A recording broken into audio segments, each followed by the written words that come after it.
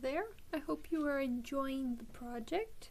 I wanted to show you the squares that we just finished, and also to let you know what colors I used for the support. For the seed beads, I used 132F because I felt it would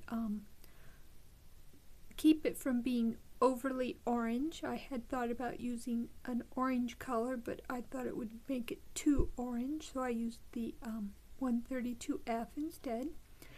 And on the seed beads, I used the light orange, number 14. So those are the completed T2, the first square for this cube.